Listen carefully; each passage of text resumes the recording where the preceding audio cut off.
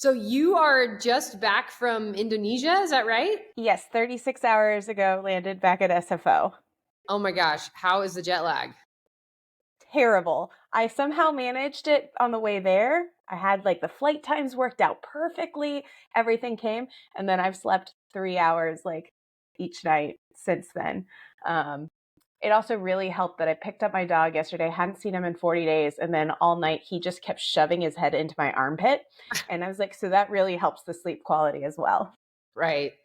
I feel like when you think about going to Asia, it's always worse on the way home. Like something Yes. about like you cross the date line in the wrong direction or something. I always feel like it's hard to adjust on the way there, but on the Yeah. way home, it's way harder. Well, because like you take off and you land at the same time. So like you sleep a little bit because at least I couldn't handle a 29-hour travel day with zero sleep.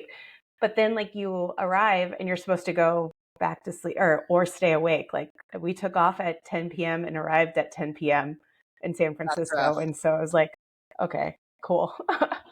How were the waves on your trip? To be honest, they were not my favorite waves that I have surfed, especially on Surf with Amigas retreats. They, like, the swell came in and it was really big at the main reef, which maybe I should have advocated to try a little bit more, but like having not surfed over reef was a little intimidating. Like, it was big. But the other point or the other place we surfed, the other reef that's a little friendlier, it had just very soft shoulders. So there wasn't as much like you could maybe get one turn in and then sort of just had to stay right in the pocket the whole time. So it was fun. Learned to surf over reef a lot more, but wasn't my favorite either. Right. Yeah, I feel like that is some like I'm aware of that at that location. It seems Yeah. like it's good for like the really advanced, like know how to duck dive, like wanting to send it over, kind of more powerful, bigger waves. And then it's Mhm. fine for people who are like more on the beginner side of the spectrum because like that wave is super user friendly and Yeah. cute, but then it's like the middle ground is kind of hard. It's like either advanced or beginner, but like someone like solid intermediate, it's kind of tricky. Yeah. And so, still learned a lot, got some steep late takeoffs in, and especially doing it on a longer board than what I've been riding lately, adds a different level of challenge to it. So definitely learned a lot. And I mean, the instructors are amazing. I was lucky enough I've done retreats with Lou, Lara, and Megan all before. And then we had Sophie join, and all of them are amazing. So it was still a great week. Epic. Right on. Yeah, there's always some learning to be had, Yeah. even if it's not the exact thing that you were hoping for. No, I mean I wanted to try surfing reef breaks. I did. I've learned that waves right now for me, waves that have consequences for not making them might not be for me because I because I like taking those risks and things on a wave. But then being stuck in, half deep water over reef is not so much fun. So Right. where my level is, there's a lot of waves that I can surf that don't have that distinctive consequences for not making them. And so for me, maybe right now, sticking to those waves until I get to the point where I'm like, oh yeah, no, these shallow reef break waves are now exactly what I want, and nothing else can provide that. Right. I remember seeing you in Nicaragua, and you definitely have a tendency to go steep and deep and sending it like over and over and over again. Like, oh, Maddie, that's right. She's going again. Here she goes. Yeah, there was quite a few. It became a joke of people yelling, Maddie, no, and then me realizing at the last second, maybe not. But some of them I did make. And that's the thing that keeps me going is there's just enough makes to make the wipeouts worth it. But since I saw you in Nicaragua, I've gotten much better at reading closeouts. So, that really helps the whole wipeout percentage too. Nice. Right on. And you are looking at a big life change and Yes. relocating. Can you talk about what has brought you to that decision? Um, well, I think even so, I saw you on your Nicaragua retreat in December, January of this year, and seeing Tori and Reese again and Nika, who I had met previously, and just talking to them. I'd even remembered myself saying, oh yeah, moving to Central America would be the dream. But I just, with my life right now, I don't know how I could pull that off with work and my dog. And only a few weeks later, back at work, and just work wasn't resonating. I've always loved my job and I've loved my career, but just was feeling burnt out and anxious and stressed by work. And to a friend after just a tough day had been like, I think 2024 is the year I quit my job, sell my house, and move to Central America. And as soon as it was out of my mouth, I was like, I don't think that was a joke. And she was like, I don't think that was a joke either. And like I sat with it, of course, for a little bit. And I was like, no, this just feels right. And then I realized the job piece of it that had been holding me back is like not, I'm lucky enough I've saved money to be able to take time off. So that wasn't the concern. The concern, I was like doubting myself I'd be able to find something again when I was ready to come back. And instead just leaned into trusting myself that I've established myself pretty fully in my field of just when I'm ready, I will find the next thing. And then did some research on bringing my dog down to Central America, talked with like his trainer and the vet about like the risks of putting him in cargo because he's a big dog, and was convinced that we could de-risk this situation pretty fully. And it's one flight. So then just decided to do it, and somehow within 2 months of that, I did quit my job. My house, or the sale of my house, will close in 2 days. And I've sold all of my belongings besides 5 suitcases of stuff, and we have a one-way ticket next week. Wow. That's massive. I got to admire that whole thing of like, I'm not just gonna like rent my house and keep it as something to come back to. I'm selling my house. Yeah, it just, once I actually sort of like let myself think about this as a realistic option, just the more and more I thought about it, the more right it felt. And I also looked back and I was like, I've loved my house. It has been my home through COVID. It's been, my place of stability as I've traveled so much. But I also think this, I've been in the Bay Area, this San Francisco Bay Area chapter for me has closed. And even if I did come back sometime, that it would not be the same house in the same place in the city. And it's going to give me so much more freedom to not have to worry about my mortgage in this whole chapter too. For sure. Yeah, so it's interesting because I know that for me, people are like, "Well, are you going to live in Central America like forever?" And it's like, I'm not even worried about forever. I'm just looking at like chapters. So Yeah. it sounds like you're also already acknowledging like a potential return to the US. So do you have an idea of a timeline, or just see, it could be a month, it could be 10 years, see what happens? Yeah, it's see what happens. It's interesting how many times people have assumed this is a temporary move versus like when I moved to San Francisco, I moved here from Baltimore. And when I was doing that for a job, people weren't asking me if it was temporary. It's like, no, I don't know if it's forever, but it's just the next chapter until the next place comes upon, and whether that's never or in whatever span of time. And so that's how I view this is the next move. Like maybe it'll be forever, who knows? But maybe it'll be a year, maybe it'll be 5 years. I'll just see where it takes me. Awesome. I love that. I think that just goes with the theme of just trusting your heart and what you want to do, and putting surfing first and your health and the lifestyle that you want to live. But I know that you have been a super badass in your field. And so I'd love if you would talk about that. Yeah, so for the last 11 years, I've worked as a security researcher in computer security. And so 7 years when I moved to San Francisco, I joined Google. And there I've worked on a few different teams, but predominantly have focused on something that's called zero-day exploits, which are sort of the most sophisticated type of exploitation and are generally only used by governments against their most high profile targets. So my focus and research and everything has been tracking down when governments are using these against, for example, journalists, human rights defenders, political opponents, etc. And they hack into the phones surreptitiously or quietly so the target doesn't know in order to install spyware. And so that's sort of been my focus, and have really worked globally on that issue of understanding just how much and how many governments are doing this, as well as taking apart the exploits and the technologies they use. So really working as a hacker to understand what are the holes they're using to get into common devices like Android, iOS, Microsoft, Chrome, Firefox, Safari, all these common things they find a hole and get in, and that's how they do it. And so studying that so that we can then figure out how to make it much harder and publish about it so that this stuff is not just happening quietly in the background, that people can know what's going on in the hopes of further protecting people.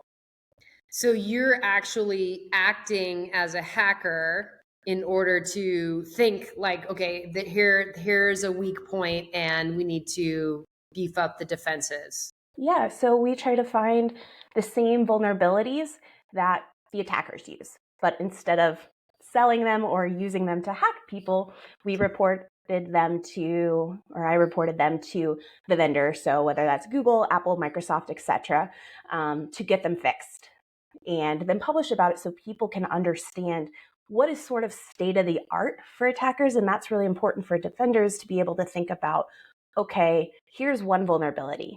We know coders make mistakes, so those type similar things will exist elsewhere. So let's try and come up with blanket fixes instead of playing this whack-a-mole type of stuff. So super nerdy things, but I've loved it. Well, it sounds really, it actually doesn't sound nerdy to me. It sounds like, spy novel movie type, like hero, good guys versus bad guys type stuff. I mean, I like to believe and hope that I've tried to make things better for folks, but I also, reality of the job is staring at a bunch of bytes on a screen for hours on end trying to make sense of them. So it's like puzzle Yes. pieces. And well, it sounds, you said that you worked for Google, but then it almost seems like it's bigger than just that, because you mentioned Microsoft and these other companies. So how does that work if you're finding a hole in somebody else's product? So I worked for a team on Google first, where when I started this worked called Project Zero, and that team had been formed by Google to sort of operate externally to the company in a way that we would report vulnerabilities to Google in the same way we would report vulnerabilities to Apple and Microsoft, etc. And so that was really when the team was initially founded. I wasn't on the team when it was founded in 2014, but at that time, like independent security researchers could try and report vulnerabilities to some of the big vendors, but they wouldn't always be fixed. There wasn't this timeline put on it. There wasn't really these standards. So that team helped create these standards, both by enforcing deadlines against Google as well as all the other tech companies. And by treating all these vendors the same, it helped establish what we now consider within the computer security sort of industry as just standards of how all should respond to these vulnerability reports. Okay, that makes sense. So, but does it feel like is it almost like whack-a-mole? Like every time you like patch one issue, like the hackers are gonna just find a different way in? Like, do you ever feel like your work is kind of like done, or are you just constantly just like trying to be a little bit ahead of each other? It's never done. And it was constantly trying to think of the next step ahead. So I had a little bit of a different role in the team too, with my focus on what are attackers actually doing in the wild as well, and not just trying to find the vulnerabilities. So hunting for the actual exploits that were being used against people, and then taking them apart to see how does that compare to what sort of like public security research thought was state of the art. And like one of the things I'm most proud of from my stint of doing that work is that we could see systemic improvements from defenders in making attackers' lives more difficult to just come back with another vulnerability or exploit when the first one was patched. And so that really required a lot of this industry collaboration and a lot of folks working behind the scenes at all of these companies doing security work, which doesn't tend to be super flashy or the thing that, um, gets put on all of the publicity about new phones or software stuff. And so I'm really proud of sort of how across many different companies, folks have come together to make it harder to hack into these common devices. Right, but I can imagine that it would just be exhausting work. If you feel like your work is never done, then you can kind of never rest. Um, yes and no. Thankfully, I had some really great managers over the course of my career who would understand how a lot of this work can be spurts, but then you would have to come down. And a lot of us in this field aren't as good at that resting and coming down um, and taking a little bit of break because there is always something else. And so, sort of um, enforcing more vacation time or time in lieu of you find an exploit that's being or a vulnerability that is being actively exploited in the wild on a Friday afternoon. No, we were not forced to work over the weekend, but that's really hard when you're connected to the people are being harmed to not want to solve it and get it fixed as quickly as possible. And so having managers who are like, you worked all these hours, like you need to take the time in lieu, like don't use your vacation time, go take a break is really important, and I'm very thankful for that. That's part of the way I did so many Surf with Amigas retreats last year. It was having working a lot when I was working, and then having good managers who are like, no, now you need to take time off, so you're not using just vacation hours. You're gonna just go take the time. Yeah, nice. I could see that being important to have somebody like, no, listen, these people will survive. You need to take your break. Yeah. Because especially when you talk about you being like such a badass that is not worried about like a million turtle rolls and successive wipeouts, because it's all about like that one successful ride or that one little bit of learning. Do you feel like that shows up in other places of your life too? Yes, I don't think many people would be surprised if they don't know me in surfing to hear that I tend to take a lot of risks in the water and pop up laughing after each one. Um, yeah, because it's, you know, one, I tend to go all in on anything, as with this move, too, made the decision and just let's go. Um, but yeah, And what is the culture like in that industry as a female? it's hard for sure.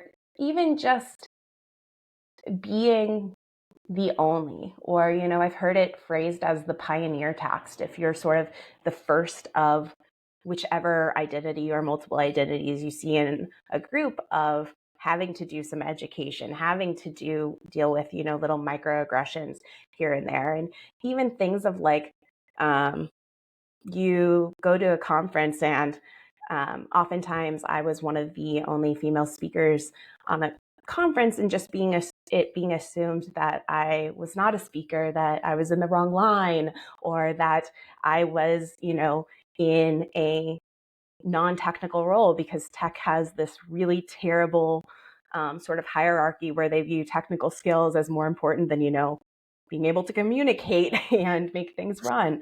But it was little things like that would add up and makes it really tough, as well as hacking is not just a job. It has had this cultural identity of hackers. If you think about the black hoodies, they tend to be on the edge of what's considered acceptable versus not. And whereas I really identified hacker as my job, I don't identify with most things in hacker culture. So like couldn't connect with people on video games or other aspects, or sometimes it's not so much now, but when I started my career, there was really some pushing the boundaries in terms of jokes that would be considered acceptable in workplace, at these, and you're just sitting there like, oh my god, like this isn't okay, but do I call this, like I want to be in, but also like this is not cool. This makes me feel very awkward. So I'm hopeful that there has been some progress over the last 10 years, but it's still the offensive sort of security hacking still does lag behind other areas of tech as well in representation. Right, yeah, when as you were saying that, like, the hoodie, like, I do think I can't even I don't really watch movies, but I feel like if I were to imagine a hacker, it's like some, like, pale, like, dude or, like, really alternative looking female with, like, braids and piercings, and they're, like, in the underground lair, like, you know? Yeah, and it almost became like, because that is not me. Like, I love pink. It is my favorite color. I love very girly things. That almost like as I built my confidence in this industry, like more and more of presentations or how I present, I was just like, screw it. I'm going to do the things I love, even if it doesn't fit in, and maybe that makes it a little easier for the next generation of hackers too, because like I remember there was one conference presentation I did and I was doing a demo and we use a thing called like a terminal, which is basically the stereotypical just words on a screen and that's the hacker. And so I was doing my demo, but my terminals that I always worked in were hot pink. And so like just by default, because I thought it was fun. If you're gonna have to stare at something all day, make it fun. And I popped it up on screen, and the whole audience just burst out laughing. And it gave some nice levity to serious talks too. But I was like, yeah, this is what I like. I'm not going to change it to make other like fit in with other people. And I'm thankful that I've had that opportunity to sort of find myself and be myself in some ways in the later years of my career. Well, how where would you say you learned that? Because I would think that I just imagine myself if I am already this young, woman, and then you're trying to fit in, and like you were talking about earlier in your career, where the jokes are happening and you feel a little uncomfortable, but you don't want to, be the one that be like, that's not cool, because then you're not gonna fit in even more. So how do you go from that to I'm gonna own this conference with my hot pink terminal? To be honest, it's as I began establishing myself more in the field, it becomes a lot easier when you have a currency that folks respect. So in tech, it's the technical skills. And I was able to present and publish so that the evidence of my work was public. But also, I just had to decide at one point too of like, it is not fun for me to try and pretend I like video games or everything is all black or, black and neon green. So if I'm going to do this, I want to have fun doing it. And I'm just going to see what happens if I just do it the way I want. And like, very thankfully, I sort of found a community that would support. Of course, there were, people who hated it on the internet, but no one really hated it to my face. And that, while hard to see the internet comments, and definitely they can get to you, like I found a whole lot more people who appreciated the difference from the norm. Right. Yeah. And did it even get to the point where then it gave you a differentiation that, like, not only are you a badass, but you're also, a talking point? Like that woman with the I, pink terminal is like becomes, your like different costume from everybody else. yeah, and I think one of the things that I have heard throughout my career is that I've made this topic that feels really unapproachable more approachable for people to be able to understand. Um, and I think that's by also making jokes about it or coming up with new ways to explain it or not adopting this persona of, oh, this is so sophisticated, no one will ever understand it, of because I'm such a badass, which I think a lot of the hacker culture has also adopted, historically when it started. Um, and so that just brings more people to you as you make it more open and approachable. And like you support people doing it their way too and highlighting that. And you just get more and more and find your people through that.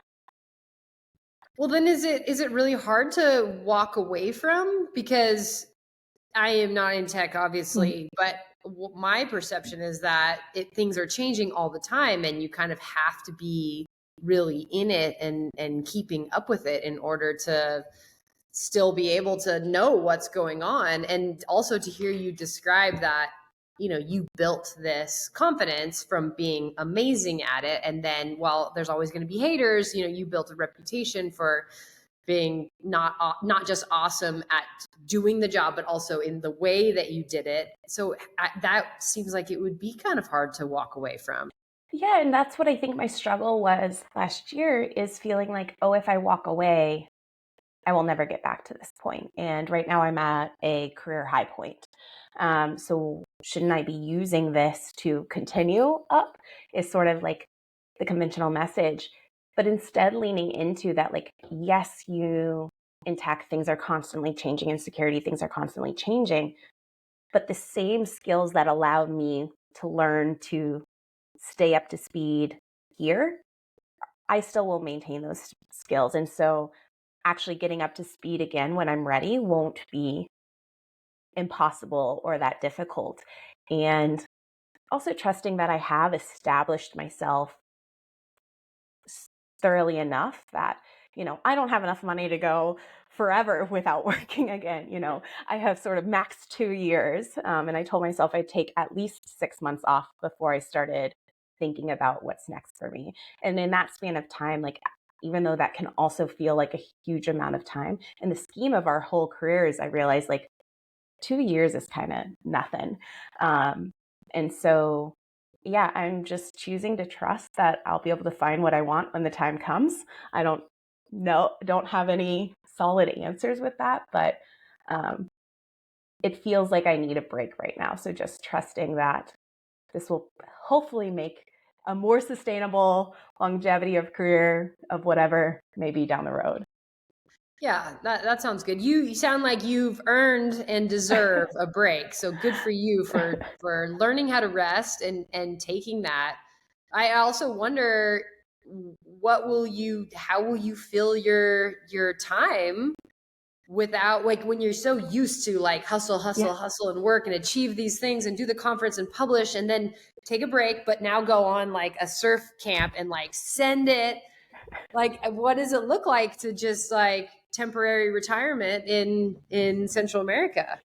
I honestly don't know yet, but so far, so I'm 6 weeks since I quit my job, and so far I have not had a single moment of downtime. That also being because I'm trying to get this whole move worked out.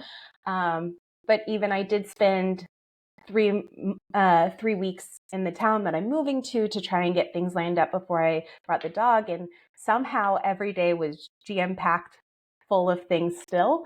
Of you know, I've One of the reasons I'm moving is because of the community I found in this town, along with the waves, along with other stuff. But it's really the community, and it's so different than in the U.S. where so much of your community is just walking distance and you see them all the time throughout the day. And so it's like, didn't have plans, but wait, no, come over here and eat lunch with me. And oh, wait, let's go run by my mom's house. She needs help with something. Can you help too? And so it just fills the day, but in a way that I've so far really enjoyed and helped. Um, I do plan to be surfing every day because moving to what's currently my favorite wave, um, and as well as keeping up some Spanish classes and Spanish lessons because I've been learning for the last year and a half, but could definitely still use some formal lessons to keep me on track. Um, and then hopefully rest. We'll see if I can actually manage to do that. But also, I put in contract, or I'm under contract on some land. So I guess figuring out how to build a house, which I've seen your Instagram stories, was definitely sounds like a whole job in and of itself. That will keep you busy for Yeah, sure. that will now be on the in the cards as well. That's super exciting. I'm stoked for you. Thank you. Yeah, it was really lucky and not planned, but some of my local friends pointed me in the direction, and um, yeah, it all worked out. And we signed the paperwork as I was on the side of the road, as I was on my way to the airport. And so, yeah, That that's happening that's now too. that sounds like exactly the right Central America land buying experience. Yeah. Um, so we'll see. I don't really have a direct answer for that of what these next months, days, years will bring. Are you willing to talk about body image in Hmm. surfing? Because I think that Yeah, you just, when I say body image in surfing, what comes to mind, Maddie? What comes to mind? Well, so I wear somewhere between US women's size 14, 16, 18, which is on that border between, straight sizes and plus sizes.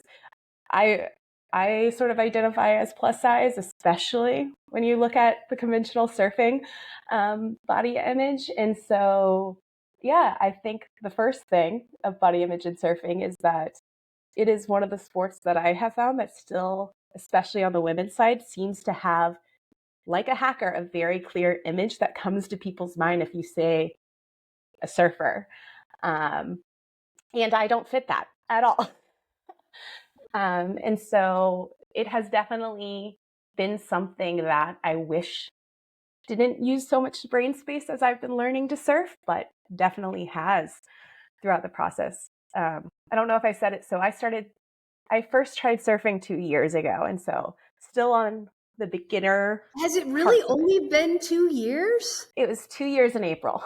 Wow, I did not realize that. I know you've been going at it like a very dedicated, like 100% badass. Like you sounds like you do everything else, but I didn't realize you'd only been surfing 2 years. So maybe tell that story. What inspired you to get into surfing, and then what did those first few experiences look like? Yeah. So the first time was 2 years ago in April, and I had done a educational tour of a country in Central America, of El Salvador, and as a part of that, there was a beginner surf lesson included it because El Salvador has now had Surf City and all these pushes.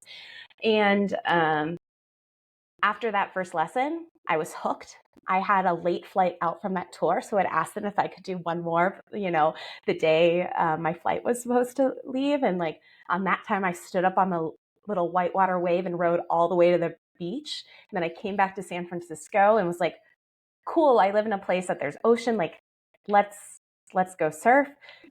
Definitely not as fun for me personally as Central America.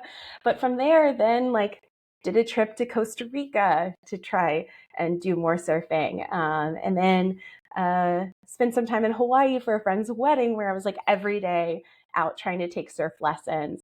And then ultimately, the next February found Surf with Amigas. And uh, from there, I guess it's sort of been history of just continuing finding this obsession and this love of this sport, which by far has been the most difficult sport I've ever tried to learn in my life, and most frustrating, but also just can't get enough of it. And clearly changing my whole life now to sort of move around this sport that I've only been doing for 2 years. Awesome. I really admire your joy and dedication because I have seen you on a surf retreat and I know that you are always have a smile on your face and first one up and in the water and one of the last ones to come in. So your love of and passion for it is very evident. And I think one of the themes, particularly in our first season of Second Breakfast, was really talking about this idea that women surfing in particular has this marketing image associated with it. And it can be really hard for people that don't fit that image to feel like this is for me. And there's a lot of different ways, whether it's age or, physical, ability, mobility, background, a lot of different ways that you can look at this image of surfing and think, okay, that's not for me. And then also the way that you get treated in the water by surf instructors, by what sort of gear is available. So I'm sure you're not alone in having these experiences. So if you would feel comfortable sharing, like for you as someone that identifies as plus size, at least in the surfing context, like what was that like? How did you experience any, discrimination or people having expectations around what you were comfortable or what you were capable of when it came to surfing? Yeah, I mean, so it happened pretty immediately on when I came back to San Francisco, doing my first surf lessons, needing to use a wetsuit because it's San Francisco, and going to the lesson and showing up, and all they had that would fit me would be a men's wetsuit, and to fit my hips and my thighs, that meant it was absolutely huge around my waist, along with being long, being big in the neck, just because, um, they tend to be cut very differently. And I was freezing the whole lesson, as well as like all the water flushed through and then was stuck around my waist. And so I'm trying to pop up as this water is all jostling and the balance and everything. And that was the first time of it's not only is it like an inclusion type of thing, but it's legitimately making the sport even harder to do. Um, and then next time I went to Costa Rica and I signed up for a lesson, and the guy brought a board and hadn't asked height or weight or anything. And at that time, I didn't know enough to know, oh, I should put this out there proactively. And we show up, we've driven to a beach to meet, and he pulls out a 7-foot board, which for me was not going to float me. I was not going to catch any waves on. It's um, especially at that such beginner level. And, I'm just sort of, Which I just want to say, regardless of height and weight, a beginner surf lesson should not have a 7-foot board. So, like, okay. whoever that surf instructor was, like, that Yeah. multiple points against you. Yeah. And then it's just, again, making it that much harder. And, he had made a comment of, oh, I didn't realize you'd be bigger. Like I would have brought a bigger board then, but I didn't know, so yeah, putting it a little bit back on you of you're different. And so that's why this is not working. Right. Um, Thankfully, I'd already found so much love for this sport that um, while that was in my head, that didn't stop it. I actually came home and had not been able to find a single women's wetsuit that would fit me or came in my size. And so thankfully, because I had money, I was able to invest in a custom wetsuit because I was like, okay, I know I'm in, I love this thing. So how do I now try and make this work the best for me so that I can try and keep improving and do the best that I can? But yeah, when you look around and even currently, still can't really find any wetsuits that come in a US women's size 16. Like some of them say 14, but if you actually look at the measurements on them compared to what's conventionally sort of the size 14, they're much smaller than what clothes generally are. And in swimsuits or any other things, leggings, rash guards, all these stuff that we really need sort of to stay safe and be able to participate well in the sport, they tend Not to to mention run looking cute smaller. and expressing Yeah, your style and all the other things. exactly. And it's really a struggle to find, even for me, on sort of that borderline of straight sizes and plus sizes, anything that could fit me. And so then you think of, others who want to be active and learn this sport who are larger than myself, and they must really be struggling to find anything. And that has this um, real impact of, oh, I'm not included here. They don't want me here. It's raising this bar so high for me to be able to participate that clearly I should just go find something else. Right. Um, Which is hard and not yeah. right. And it's, you know, even when I've messaged some of the companies doing surf things and they're like, oh, well, it's really expensive to try and add more sizes. We're a small company. It's like, Yeah. yeah, I can understand that. But has anyone ever thought of, maybe doing a small to XXL, or like shifting? Because we cover a lot of these other ranges. What about setting yourself apart if you can only do this? Why is the smallest sizes the default?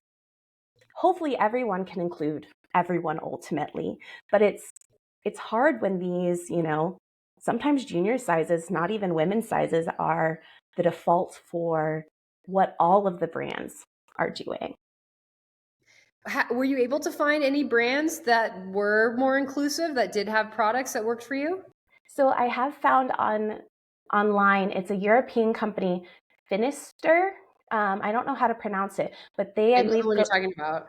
I believe go up to a true to size US women's 22. So that's one of the most largest size ranges for wetsuits that I've seen and found. I did go the custom wetsuit route, but now have used their like neoprene jackets and tops. Um, I have found, having had to do with lots of different swimsuit test. I personally wear the Left on Friday bikinis, which I'm able to wear an XL, and in most of their styles, they'll go up to an XXL. So maybe folks a little bit larger than me could fit there, but still not a great size range by any means, but better than most of the companies out there. And so and then Carve Designs, I can wear their XL rash guards and their leggings, which is the largest size they go up to. Right. Love Carve Designs. They seem to be doing it a little bit differently and in a really, really cool way. I appreciate that brand. Yeah. But I guess beyond just the size, what I have found, which is now, again, sort of like the hacking, having gotten more confidence in my surfing ability and knowing that I can go out there and surf and people can recognize that I have abilities to surf at this point, though it took about 2 years to get there, is that people still assume that I'm a beginner when I show up. And having now the confidence of knowing that once I'm on a wave, like my surf skills will show that doesn't have as much of an impact. But when I was in the earlier parts of my learning to surf, like that puts so much pressure of I have to make this wave, or they're going to say you can't surf, you don't get waves just because of how you look, versus people who tend to fit that stereotypical image of what we think. If they miss a wave, it's given, oh, they missed the wave, whatever. Versus me, I felt like one wave could define my whole surfing ability because it was already thought and going into it that I'm a beginner. And that's even with like being very athletic. I've done CrossFit for the last 12 years, had climbed Mount Kilimanjaro, all these different things. And yet still that tends to be the expectation when I paddle out in the water. Right. And I think that is a common experience in talking about all of the different humans that show up to surf that don't look like the stereotypical, like the ads that we've all consumed that look like a surfer. If you don't look like that, you have to try extra hard to prove that you belong, which is just not cool. Yeah, Do you notice any difference in the culture? I mean, you mentioned that one of the reasons why you're so excited to move to this community in Central America is that you really found community and appreciating the culture there. So, is there any difference in how surfers or people in general treat plus size humans in Central America versus San Francisco? I mean, generally, I've found my communities by just them being awesome and what feels like inclusive human beings, uh, and great. So, I think in San Francisco, if I had tried and surfed even more and tried to found more of a group versus going out by myself after the initial early lessons, that could be said too. I also, after the initial lessons, went and found a female surf instructor who did not fit the stereotypical image of she was older, not white, things like that. And then it became a lot more fun surfing with her rather than sort of some of the other larger surf schools.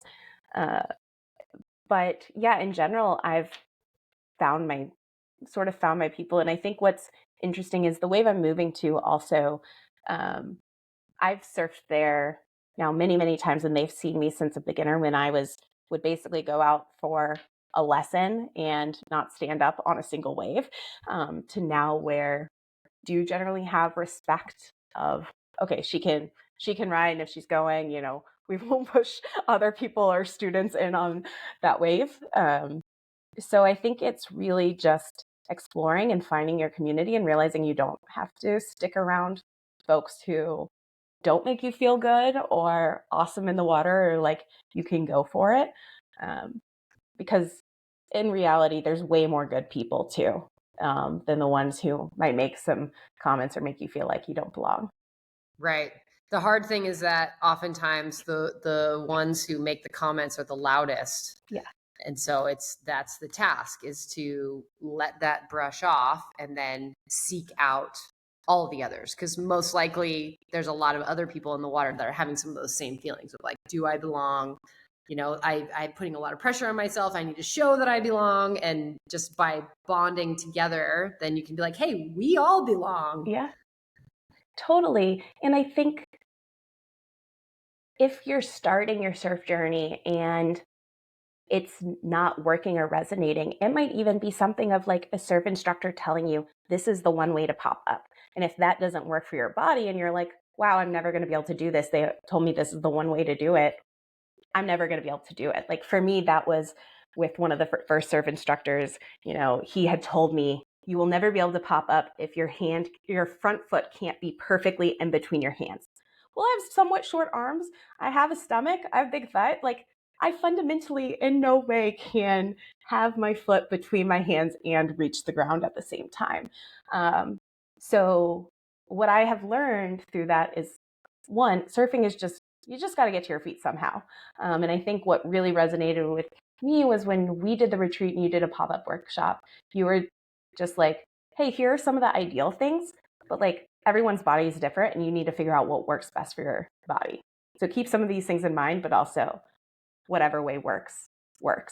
And in general, what I found is the better surf coaches and instructors, the ones who actually really know surf well, they can give you plenty of ideas for modifications and ways to do it. And then help you tweak for things ideal based on what works for you and your body. Yeah, thank you for saying that, because the pop-up is like it's a thing, it is I every now and then will like Google like pop-up tips just to see the crazy that shows up on the internet, and it's true. There's so many different ways, and I think that any surf coach that says always do this or never do that, that's a red flag. Like there are certain things. Never grab your leash by the leash string, because I have watched people lose their finger. So there are certain things to never do. But when you're talking about something like the pop-up or the bottom turn or how to use your arms, it's true that it's really like, this is what works for me, this is what's worked for other people, but let's figure out what works for you. Totally. And or wait, I totally forget where I was going with that, of the different ways to do it. It took me, I think, a good 15 months before I felt like my pop-up was solid. And that was partly because I couldn't find a way or an example that worked the way I did it. So I was just thankful. I was thankful that I have finally figured out what works for me, and lets me take off on some of those steep and deep waves. But also, like I would say to anyone else who's in that and feels like they will never get a pop-up, because I thought I will never actually be able to surf reliably or have reliable pop-up. Just took me 15 months and I did finally get there. And for me, that was the hardest part, because other things that other people have found more difficult, such as turns on the waves or things like that, then they came easier. So yeah, pop-up is a struggle, but once you get it, it opens up this whole new world of surfing. Yeah, and without beating up yourself and aspiring to some level of perfection that's just not going to work for you. At the same time, it's worth taking that time to really explore your own pop-up and like, what are the things about my body I can change, like flexibility, like one can work on flexibility, but then there's also like some people have injuries or mobility things or have had surgery, and they're just going to be limited. And so then it's like just accepting, I can Yeah, work on these things, and I just have to accept these things, and what can I do from there? totally. And like one thing I did, which I thought at first would be like quote unquote cheating, but I grabbed my yoga blocks as if my arms were longer and I could fit my foot between the hands and just started doing pop ups with those, because while I would never be that exact position on the board, I kept getting a little and a little bit closer and building more core strength and flexibility with that. And it still got that pattern, I think, in my brain, that even though the foot doesn't go fully between the hands without the yoga blocks, it gets a whole lot closer than it used to before I was trying that. So sort of trying to set it up as like, what would be ideal, and doing those as my practice of like 20 pop-ups a day. And yeah, for me, that really worked out. Wow, I love that. I never thought of that. Thanks for the tip. I could totally imagine how that would be helpful, because I think the beauty about the pop-up is that it is probably the easiest thing to train on land. So it is Mm-hmm. one of those things that you can do repetitively. And even as you said, like build little micro improvements in core strength, flexibility, and then also just building those brain pathways so that when you're out in the water and your thinking brain just goes offline because you're so in the moment of like, wow, this wave, and maybe fear, and maybe like I don't want to blow it, and all of like the things that go on, at least then the brain pathway is there and the body can just do its thing. Yep. While you're just like all in your head spazzing. Totally. So it seems I'm seeing this theme from you and hearing your story of that if I work hard and if I keep working and I prove myself in my ability level, then I can then be me and I can be Pink and I can show up exactly how I am in the lineup. And and I really love that. Like, and would you say that that has translated into, like you mentioned, you climbed Mount Kilimanjaro, and at what point in your life did you kind of learn that? I don't know. I've always been, I think, a pretty hard worker. And if I set my mind to something, doing everything I can to try and achieve it, but also wanting to be me, of even in high school, realizing like, of course, I, like all high schoolers, wanted everyone to like me and um, wanted to be friends with everyone, but also realizing that like, I'm this person and it's not as much fun if I am trying to pretend I'm someone I'm not. And also, I'm not very good at pretending I'm someone I'm not. Like, it always comes out anyways. So why not just be what feels the most comfortable? Because that's going to also take less energy. Um, yeah. So I guess that's just sort of been this general theme. And activity has always played a role. Like when I first started in my career, and at that time I was also working with a lot of folks in the military as this 24-year-old young woman, and that's part of the time I picked up CrossFit and started lifting really heavy weights and realizing like, oh, if I know that I'm physically strong, if I know I can handle and do these things, that translates to all these other areas of my life. And I think that also has translated to surfing, that even when I was completely terrible at surfing, not catching any waves, like I could still have this foundation and this confidence in other pieces of like, I know I'm strong. I know I've played other sports, or I know I'm smart and I've figured out other things before. Just keep doing it and having fun. Like, I'm never going to be a pro surfer and I don't want to be. So how do I enjoy this in the best way for me? And that's included sometimes, telling a surf instructor, I'm done. I'm getting out of the water. Like, I don't care. We have another hour left. And I remember the first time I did that and it felt so scary and ballsy and all these stuff. But I was like, I'm doing this for fun. And with you, I'm not having any fun here. So I'm going to go. We're going to call this like, yes, you're getting paid. Like, let's just, yeah, call it here.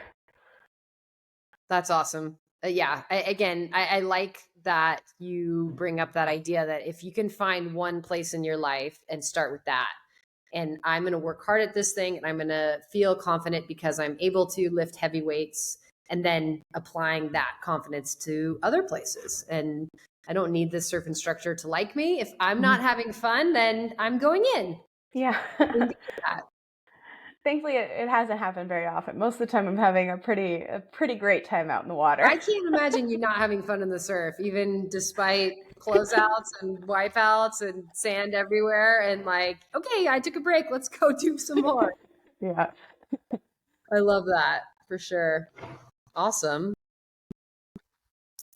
Awesome. Well, I hope you get sleep soon. I wish you sleep and rest and so much success on your upcoming move. Thank you. I'm really excited and might have some questions about building a house in Central America coming up. Let me know. I know every country has their own little unique differences, but there are also the similarities that are the same across all. So yeah, and I look forward to hearing your updates. So feel free to reach out with a bunch of questions or just a vent. Thank you so much. Awesome, Maddie. All right. Well, we will talk soon. I'm going to Yep. stop recording.